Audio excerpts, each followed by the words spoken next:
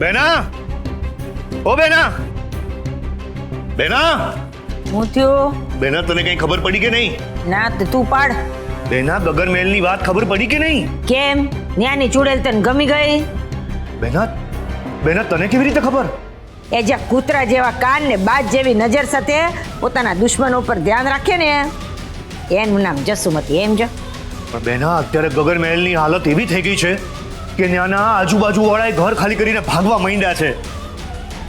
ઓ એ દયા તો મને સૂર્યાબાની આવે છે. હે અચ્છા, એ તો પોતાના ઘરને મંદિર સમજતા હતા. હે પણ હવે એમના એ મંદિરમાં ત્યાં બધી ચૂડેલો બેસીને ચોવટ કરે જ અને ત્યાં ભૂતો ભાંગડા કરે જ, ભાંગડા નાનકા. એ સૂર્યાડીનો ગગન મહેલ ભૂતિયા મહેલ બની ગયો. જોજે એ સૂર્યાડી કેવી ઊભી પૂછડીએ ભાગે છે. હા પણ બેના આ ગગન મહેલ ખાલી થઈ ગયા પછી શું? જ્યાં ચુડેલનો વાસ હોય એવી જગ્યા ઓલો અર્જણનો પાર્ટનર લેશે કે? એ નાનકા ઈ જ તો ફરક છે ને તારા ને મારામાં. એ જરાક પાણી ભરાય ને એટલે તું સીધો અંદર ડૂબી જાય અને હું આમ સળસળાટ તરી જાઉં અંદર. એમ જો ને બેના કઈ સમજાણું નહીં. ઓહ, તને સમજાય તો તારા ને મારામાં ફરક હું? હે આમાં હા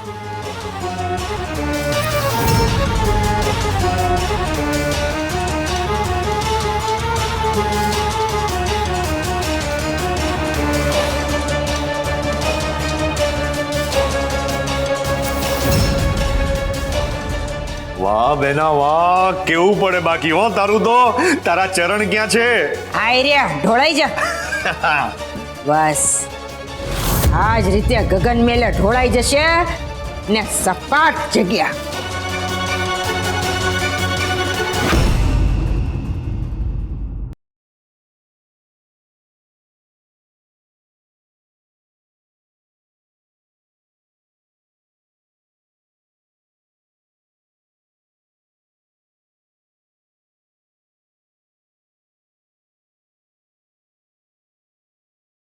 તારે જવું પડશે. તારે હવે આ ઘર ખાલી કરવું પડશે.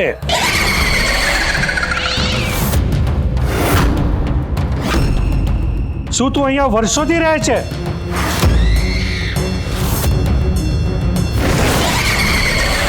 બાબા, 2 દિવસ પહેલા તો આવું કંઈ નહોતું.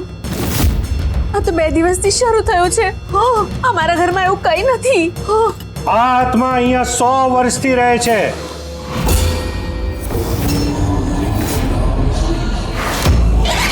એની 100 વર્ષની કેદ ફક્ત 2 દિવસ પહેલા પૂરી થઈ છે. 100 વર્ષ? એ હવે આઝાદ છે. એને ભૂખ લાગી છે. એને ભોજન જોઈએ છે. એ પહેલા પ્રાણી ખાશે. ખાશે નહીં બાબા, ખાઈ ગઈ. બિલાડી હતી. હવે માણસનો વારો.